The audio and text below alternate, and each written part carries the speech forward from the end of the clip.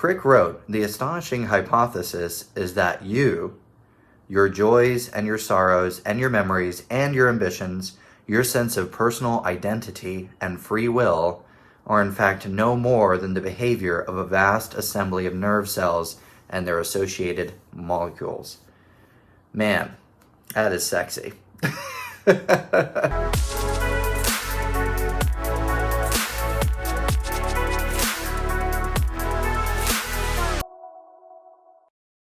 Welcome back to the channel, guys. This is Born Again XJW. My name is Brandon, and on this video we take a biblical look at the teachings of the Jehovah's Witnesses, and we offer rebuttals, Christian apologetics, and also now we're delving into a little bit of covering some atheistic arguments, which has been a very fun and interesting study for me. So anyways, if you're new to the channel, I want to welcome you here. If you're interested in this sort of thing, go ahead and do the normal thing, subscribe, click, like, and share, and all of that good YouTube stuff, right? Okay, anyways, guys, the question I want to ask you today is because a lot of Jehovah's Witnesses, when they leave, I don't want to say the faith, because the Jehovah's Witnesses is not a religion, it's not a faith. It's a book publishing company, high control group. Unfortunately, some of us, including myself, were born into it and duped for a long, long time. Okay, all of that aside, then that organization is a perfect atheist-making factory, okay? And I see why, I understand why. Pain can make you want to abandon everything that you've ever understood and known. Feeling foolish, feeling like you've been duped can make you want to abandon certain things. And then it's not even just an abandonment, but an actual animosity, like you're an enemy towards anything that even remotely resembles the former religion that you once left. But let me ask you a very serious question. Do you think it's a reasonable leap to leave the Jehovah's Witnesses and then just say that there's no God? Like, do you honestly think that that's a careful and reasonable conclusion to jump to? Or would you say that you're more in the camp of, I just haven't thought about it, I don't want my time wasted anymore? Because I think that's a little bit more honest. In my opinion, I would ask these sort of questions if I wanted to have deeper and more meaningful conversations. And I'm not saying you're not deep and meaningful if you don't want to have these conversations. I'm just saying that maybe you're a little bit more agnostic than you are atheist. And maybe it's time to start taking a look at some of the arguments for God's existence. Don't jump straight away into, my thing is, of course, I'm a born-again Christian. I believe in Jesus Christ, particularly because of the evidence of his life, his death, and his resurrection. So I'm not just a feeler, but I'm someone who has gone and explored the actual evidence for his life, his death, and his resurrection. So all that aside, I'm not going to try and convince you of Christianity, but I just want to talk about this question of God's existence. Does God exist? Yes, no.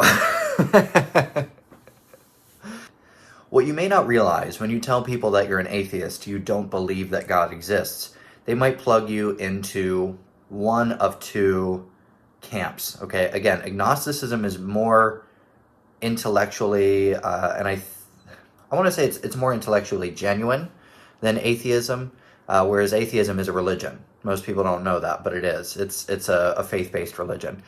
You have to put faith in things that you can't prove. And that's what they accuse believers of doing. Anyways, agnosticism says, I don't know. I'm not sure. Okay? And I think that's more genuine and more honest.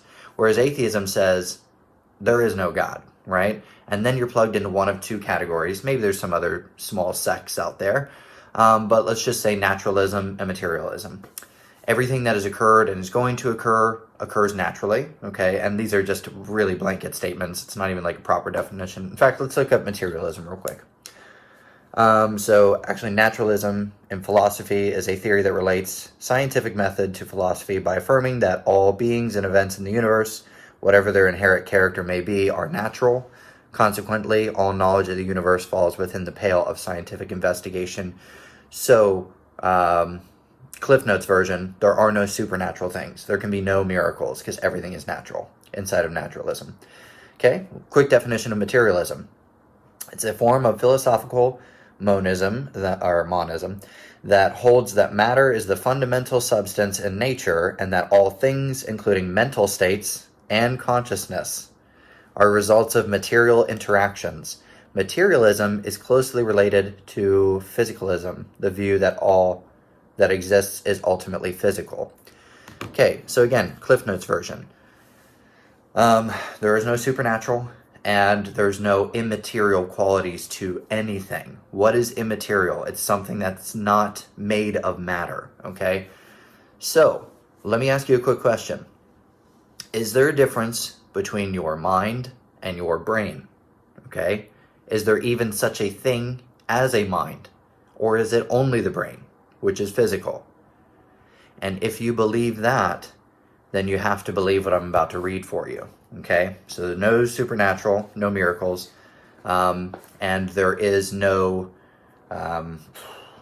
supernatural, no miracles, and also everything is material, which means, let me give you a concept of what immaterial qualities might be, okay? Just because I keep using that word. Reason is immaterial, okay? Reasoning skills are things that exist outside of our minds that we're tapping into because there is something called reason outside of our minds, okay? Outside of our brains. For instance, can you go into a laboratory and test and show me what color is love? Okay? How much does courage weigh? What's the physical makeup of anger? Can you go into a lab and can you show me those immaterial qualities? Because if you are saying that there's no God, then you're saying that everything is material, everything is natural, it's just processes and stuff happening. Therefore, you're listening to me right now, but you have no free will to either reject or accept what I'm saying. You're pre-programmed by every cell in your body to either totally agree with me or totally disagree with me, or partially. It's not up to you. It's up to your body goo. All right. So, let's just read real quick. This is actually a book that I'm really, really enjoying right now. It's called Stealing from God by Dr. Frank Turek. Wonderful book. Again, guys, these are if we're wanting to have deeper conversations and ask questions, because we're ready to start exploring and asking these questions now. All right, so here we go. As we briefly saw in the last chapter, when we examined the ideas of Lawrence Krauss, free will and reason do not exist in the materialistic world of atheism. Since the non-rational laws of physics determine everything we think, there's no reason to trust our reason. Replay that again. Since the non-rational laws of physics determine everything we think, there's no reason to trust our reason. So, when a Richard Dawkins or a Christopher Hitchens or a Lawrence Krauss writes something, they are biologically predispositioned, predestined to write that thing. They had no control over it. It's just a byproduct of all of their stuff working together. And by stuff, I mean like their cells and their atoms and molecules. Everything material, nothing immaterial. Okay. Atheist evolutionary biologist J.B.S. Haldane put it well. He wrote, "If my mental processes are determined wholly by the motions of atoms in my brain, I have no reason to suppose that my beliefs are true, and hence I have no reason for supposing my brain to be composed of atoms. He also has no reason to trust anything he believes, including atheism or evolution." Now again, this isn't a rebuttal against evolution, but it's certainly a rebuttal against naturalism and materialism, because you're using immaterial reasoning skills to try and say why something is or isn't false. And if you believe that everything is material, and there are no immaterial qualities, then you can't even use the laws of logic, and you can't even you can't even trust your own thoughts that you've written out on paper if you're a scientist putting forward these notes, because it's just a result of these things. Okay, atheist Francis Crick, co-discoverer of DNA, affirmed Haldane's material view of reality in what he called an astonishing hypothesis. Crick wrote, "The astonishing hypothesis is that you, your joys and your sorrows and your memories and your ambitions, your sense of personal identity and free will, are in fact no more than the behavior of a vast assembly of nerve cells and their associated molecules. Man, that is sexy. I want this guy to write me a love letter. Hey baby, you're just a vast cell of molecules just acting stardust, acting on stardust.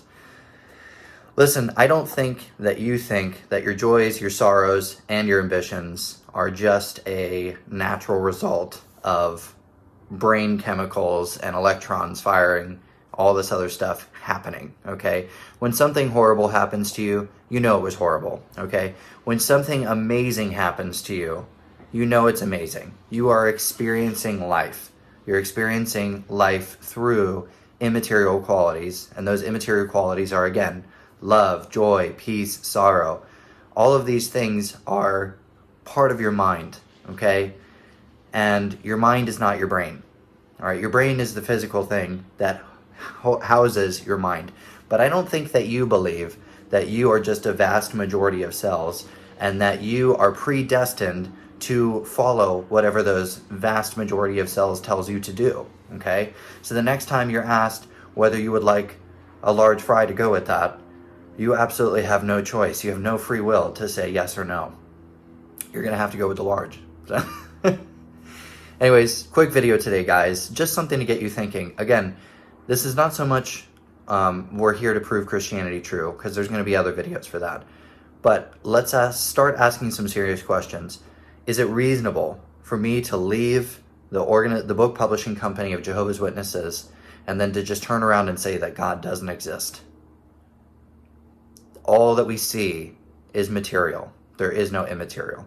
Everything is caused by natural processes. There's no supernatural. There's nothing miraculous about life. This just is. I don't think you believe that. I think some people stubbornly say they do, but they don't actually believe it. Anyways, guys, interesting short video today. Please be sure to leave your comments in the comment section down below. I love engaging with you guys. And as always, if you're respectful, I will comment back. I'm not creating an echo chamber. But if you start making personal attacks against me, or if you start making personal attacks against any of the people who are commenting nicely in the comment section, dude, I'm just getting rid of you. So don't even leave that comment. All right, anyways, guys, I hope that this video was a blessing to you. Have a wonderful day, and God bless.